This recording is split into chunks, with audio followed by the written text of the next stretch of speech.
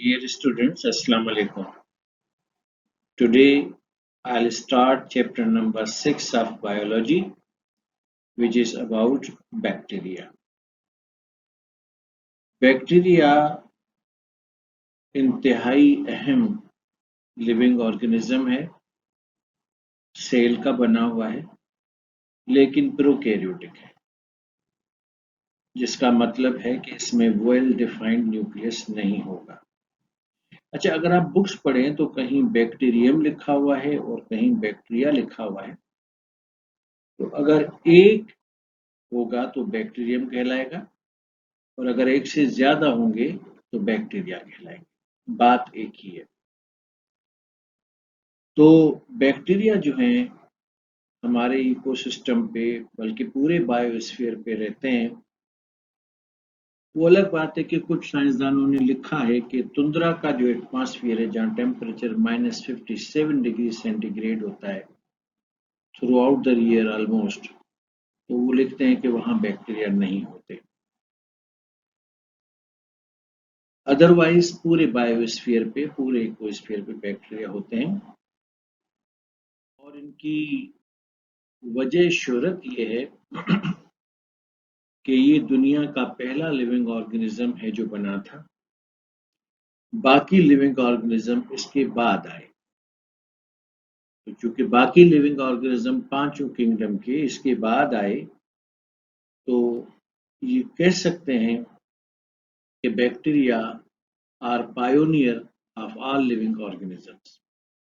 जैसे हम रिलीजन की थ्योरी को लेते हैं तो हम कहते हैं कि इंसानों का जो बाबा आदम है, हजरत आदम अलैहिस्सलाम है, तो लिविंग ऑर्गेनिजम्स का अगर बाबा आदम कहेंगे तो वो बैक्टीरिया। तो ये दुनिया में सबसे पहला ऑर्गेनिज्म है जो बना। सबसे सिंपल है क्योंकि न्यूक्लियस नहीं है, सिर्फ साइटोप्लाज्म का बना हुआ है, और सबसे स्मॉलेस्ट है। कुछ बच्चे कंफ्यूजन में आकर गलत जवाब टिक करते हैं जब पूछा जाता है कि वायरस और बैक्टीरिया के बारे में कि उसके अंदर छोटा कौन है। ऑफ कोर्स वायरस छोटा है, लेकिन वायरस नॉन सेल्यूलर है। आप जानते हैं चैप्टर नंबर 4 में हमने सेल थ्योरी पढ़ी है, जिसमें हमने पढ़ा है कि living organisms are made up of cell. तो वायरस का कोई कंपैरिजन नहीं है बैक्टीरिया से, उसको आप एक अल्टुगेदर अलग टॉपिक करके समझेंगे। तो बैक्टीरिया के की फैक्ट्स ये हैं कि ये दुनिया का स्मॉलेस्ट ऑर्गेनिज्म है। इससे छोटा ऑर्गेनिज्म और कोई नहीं है। वायरस छोटा है, वायरॉइड उससे भी छोटे हैं, क्रायोन उनसे भी छोटा है, लेकिन ये जो तीनों मैंने नाम लिए ये नॉन सेल्यूलर पार्टिकल्स हैं। They can not be compared with the bacteria. So bacteria are smallest organism in universe, and they were created nearly 2 billion years ago. Let me make one point here. If you look at the curriculum book of Punjab textbook board, it's not 2 billion years, it's 2.5 billion years. So those students who will appear for the medical colleges and University of Sindh, their correct answer will be 2 billion years, not 2.5 billion years. तो आज से 2 billion year पहले bacteria पैदा हुए और ये prokaryotic cell के बने हुए होते हैं। ये सेल बड़ा सिंपल होता है, वेल डिफाइंड न्यूक्लियस इसमें नहीं होता। तो आप कह सकते हैं कि बैक्टीरिया दुनिया के तमाम लिविंग ऑर्गेनिजम्स की बुनियाद रखने वाला ऑर्गेनिज्म है, यानी पायोनियर ऑफ ऑल सेल। ये एक मैं स्टैंडर्ड स्ट्रक्चर दिखा रहा हूं आपको बैक्टीरिया का। इसमें आप देख सकते हैं कि बैक्टीरिया जो है ये इसकी सेल मेम्ब्रेन है। याद रखिएगा कि बैक्टीरिया में सेल वाल भी होती है। ये कहना कि सेल वाल सिर्फ प्लांट सेल में होती है, ये गलत है। एनिमल सेल को छोड़ के बाकी तमाम किंगडम के सेल्स में सेल वाल होती है। तो ये इसकी सेल वाल और सेल मेम्ब्रेन है। ये इसका साइटोप्लाज्म है, ये इसका न्यूक्लियोइड मटेरियल है, क्योंकि इसमें न्यूक्लियर मेम्ब्रेन नहीं होती तो ये न्यूक्लियोइड मटेरियल होता है। और फिर ये दूसरे स्ट्रक्चर्स भी हैं जो अभी हम आपको डिटेल में पढ़ाएंगे। तो ये एक जनरल सा स्ट्रक्चर है एक वायरस एक बैक्टीरिया। किसने डिस्कवर किया? तो bacteria was discovered by Antonie van Leeuwenhoek in 1657। Now इस सन को लेकर मुख्तलिफ ईयर के अंदर छपने वाली सिंध टेक्स्ट बुक बोर्ड की किताबों में काफी इख्तलाफ है, लेकिन ये मैं आपको वो स्टेटमेंट दिखा रहा हूं जो एंथोनी वान ल्यूवेनहुक की अपनी है कि in the year of 1657 I discovered tiny small bacteria in the rainwater। ये इसके अल्फाज हैं। तो दुनिया का पहला बैक्टीरिया जो है वो पानी के कतरे से, और वो बारिश का पानी था, डिस्कवर हुआ था, और डिस्कवरर का नाम है Antonie van Leeuwenhoek. Don't confuse with Robert Hooke। Robert Hooke was a discoverer of cell. Robert Brown was the discoverer of nucleus, and Leeuwenhoek was a discoverer of bacterial cell। तो bacteria तमाम kingdom के organisms में सबसे पहला organism है। तो आप कह सकते हैं कि मोनेरा से लेकर किंगडम एनिमेलिया तक के जो पांचों किंगडम हैं, इन सब का पायोनियर बैक्टीरिया है। और ये आपको पता होगा कि bacteria is placed in kingdom Monera. इसी किंगडम में फिर cyano. This is another structure of bacteria. इसमें ये जो आपको सेल वॉल और सेल मेम्ब्रेन नजर आ रही है, इसके बाहर ये आपको छोटे छोटे हेयरी स्ट्रक्चर्स नजर आ रहे हैं। दे आर कॉल्ड पिली। अभी थोड़ी देर में पढ़ते हैं कि पिली क्या है। ये जो लंबा धागे नुमा स्ट्रक्चर नजर आ रहा है, ये एक भी हो सकता है, एक से ज्यादा भी हो सकते हैं बैक्टीरिया में। ये कहलाते हैं फ्लैजिलम, और ये लोकोमोशन में काम आते हैं। ये राउंडेड राउंडेड पार्टिकल्स जो हैं ये राइबोसोम्स हैं, और चूंकि न्यूक्लियर मेम्ब्रेन नहीं होती, इसलिए सारे का सारा न्यूक्लियर मटेरियल साइटोप्लाज्म के अंदर फैला हुआ है। तो आइए हम इन चीजों से पढ़ते हैं। बैक्टीरिया के पास, अब सबके पास नहीं, लेकिन अक्सर बैक्टीरिया के पास फ्लैजिलम या फ्लैजिला होता है। ये भी सिंगुलर और प्लूरल का मसला है। और फ्लैजिला अगर होंगे तो बैक्टीरिया मोटाइल होगा और लोकोमोशन करेगा, और अगर फ्लैजिला नहीं होंगे तो बैक्टीरिया सेसाइल होगा। दूसरा, बैक्टीरिया के पास एक स्ट्रक्चर होता है विच वी कॉल पिल्ली। ये सेल मेम्ब्रेन को बाहर की तरफ खींच के बनाया जाने वाला स्ट्रक्चर है। थोड़ी देर में आपको तस्वीर भी दिखाऊंगा। इससे दो बैक्टीरिया एक दूसरे का जेनेटिक मटेरियल कॉन्जुगेशन के जरिए एक्सचेंज करते हैं। बाज बैक्टीरिया को जब खतरा लाक होता है तो अपने प्रोटेक्शन के लिए अपने सेल वॉल और सेल मेम्ब्रेन के ऊपर एक कैप्सूल चढ़ा लेते हैं। ये सलाइम कैप्सूल भी कहलाता है। और अगर ये एक कैप्सूल चढ़ाया जाए तो बैक्टीरिया काफी रेजिस्टेंट हो जाता है, होस्ट उसका कुछ नहीं बिगाड़ सकता। बैक्टीरिया के पास सेल वॉल होती है, लेकिन उसमें सेल्यूलोज नहीं होता, काइटिन होता है। और बैक्टीरिया की जो सेल मेम्ब्रेन होती है वो माइटोकॉन्ड्रिया का काम करती है, क्योंकि माइटोकॉन्ड्रिया बैक्टीरियल सेल में नहीं होते। तो आइए सबसे पहले हम फ्लैजिला पढ़ते हैं। ये आपको एक बैक्टीरियम नजर आ रहा है, और इससे लटकते हुए ये आपको धागे नुमा जो स्ट्रक्चर है ये फ्लैजिला है। और ये अगर बैक्टीरिया में होंगे तो बैक्टीरिया मोटाइल होगा और लोकोमोशन करेगा। तो they arise from basal body and help in locomotion. यानी जैसे आपके जो बाल हैं रूट हेयर से ग्रो करते हैं, इस तरह से ये जो फ्लैजिला है ये जिस जगह से ग्रो करते हैं वो बेसल बॉडी कहलाता है।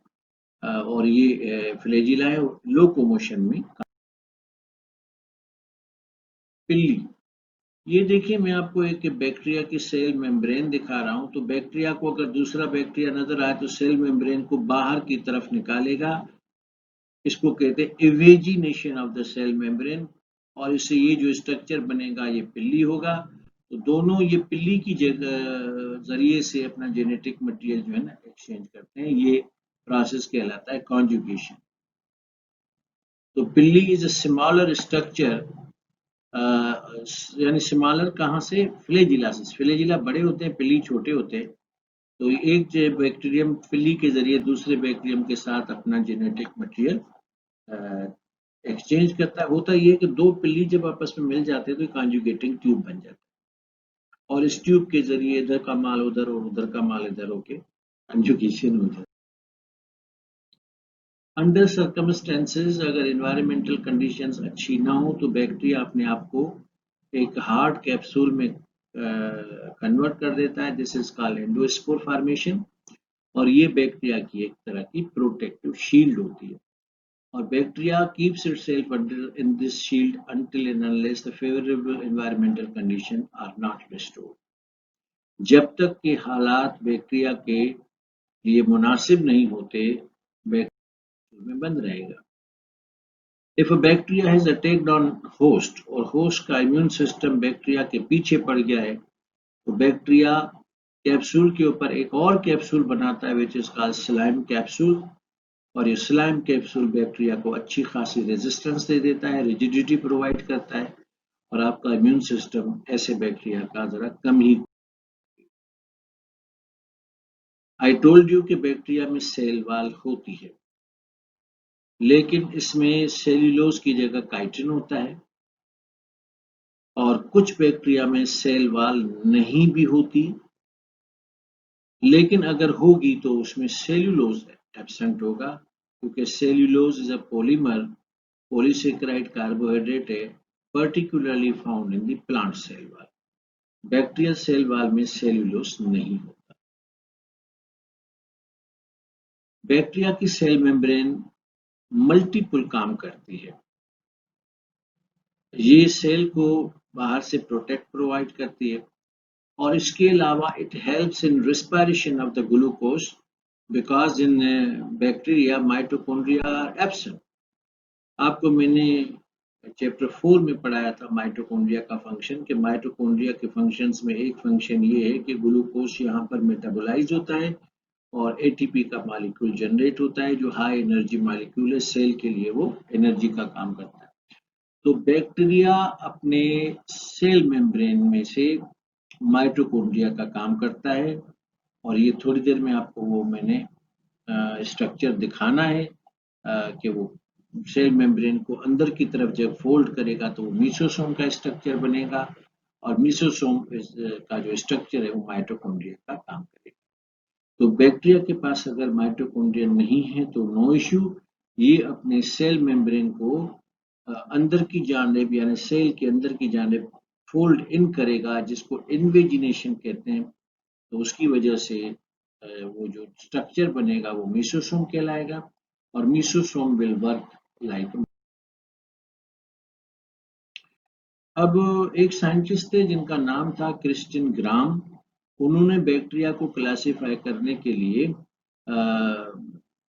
स्ट्रेन का इस्तेमाल किया, ताकि बैक्टीरिया के जो सेल्यूलर स्ट्रक्चर हैं वो वाज़ेह तौर पर नजर आए। तो उन्होंने दो तरह के बैक्टीरिया डिस्कवर किए, ग्राम पॉजिटिव और ग्राम नेगेटिव। ग्राम इसका अपना नाम था। तो ग्राम पॉजिटिव बैक्टीरिया क्या होते हैं? ये वो बैक्टीरिया होते हैं जिसमें थिक पेप्टाइडोग्लाइकन होता है। अभी थोड़ी देर में बताता हूँ कि पेप्टाइडोग्लाइकन है क्या। तो अगर किसी बैक्टीरिया में थिक पेप्टाइडोग्लाइकन हो और नो आउटर लिपिड मेम्ब्रेन, यानी जो मेम्ब्रेन जो है ना वो ना हो, पेप्टाइडोग्लाइकन थिक हो और लिपिड से बनी हुई आउटर मेम्ब्रेन ना हो, तो ये ग्राम पॉजिटिव है।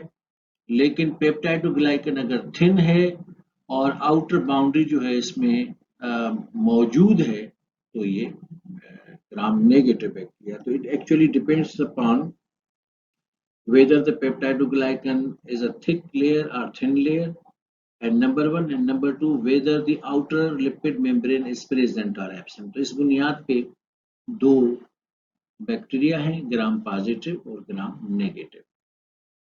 इसके बारे में काफी सारी और रिसर्च भी है, कि ऐसे बैक्टीरिया जो जेनेटिक मैनिपुलेशंस को अगली जनरेशन तक में ट्रांसफर करवाएं वो ग्राम नेगेटिव हैं, और ये जो सलाहियत नहीं रखते वो फिर ग्राम सॉरी वो पहले वाले जो ऐसे बैक्टीरिया जो जेनेटिक प्रॉपर्टीज को नेक्स्ट जनरेशन में शिफ्ट करें वो ग्राम पॉजिटिव है, और जो नहीं कर सके वो ग्राम नेगेटिव है।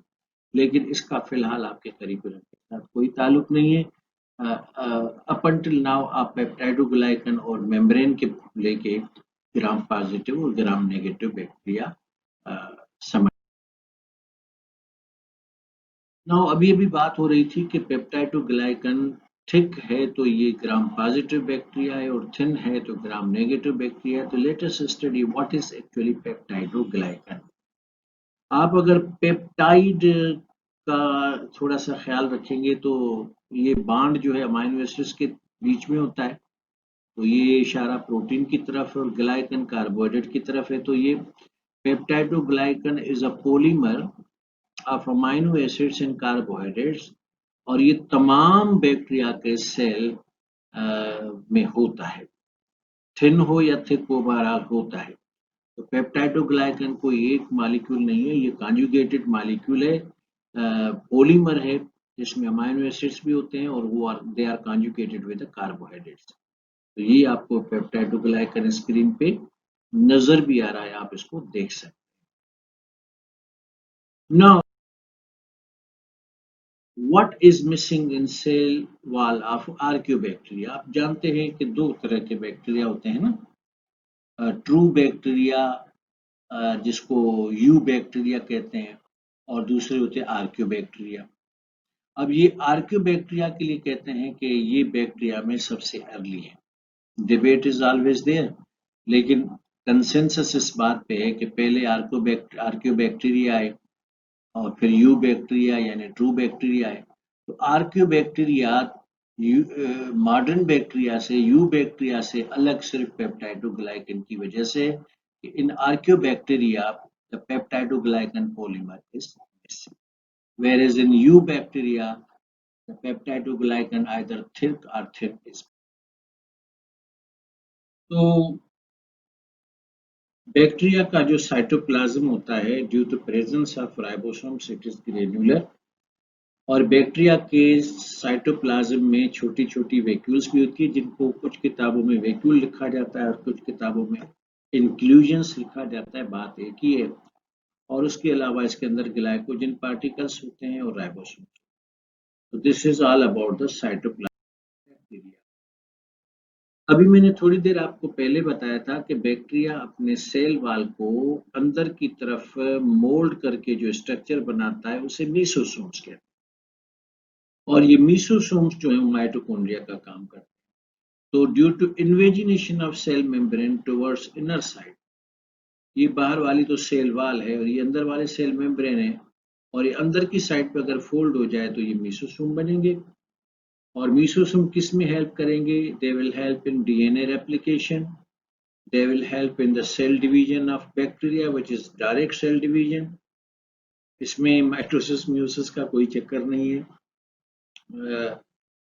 ये जो मीसोसोम है ये मैंने पहले भी बताया कि माइटोकॉन्ड्रिया का काम करता है, और mitochondria is known as a respiration centre of the cell, और एंजाइम के एक्सपोर्टर इंपोर्ट। तो डियर स्टूडेंट्स, आज हमने बैक्टीरियल सेल के बारे में और इसके एग्जिस्टेंस के बारे में, इसकी ओरिजिन के बारे में, इसकी क़दामत के बारे में बातें पढ़ी। आज का लेक्चर इतना काफ़ी है। अगला लेक्चर हम बैक्टीरियल क्रोमोसोम से शुरू करेंगे, जिसके बारे में अच्छे खासे लोग कंफ्यूज हो जाते हैं कि अगर बैक्टीरिया में न्यूक्लियस नहीं है तो फिर उसमें क्रोमोसोम कैसे। बैक्टीरिया में क्रोमोसोम होते हैं, एक नहीं दो होते हैं, और वो भी डीएनए के बने होते हैं। और बैक्टीरिया में तो क्रोमोसोमल डीएनए के साथ साथ एक और तरह का डीएनए भी होता है जो प्लाज्मिड डीएनए कहलाता है। For today it is fine. See you in my next lecture. Take care. अल्लाह हाफिज।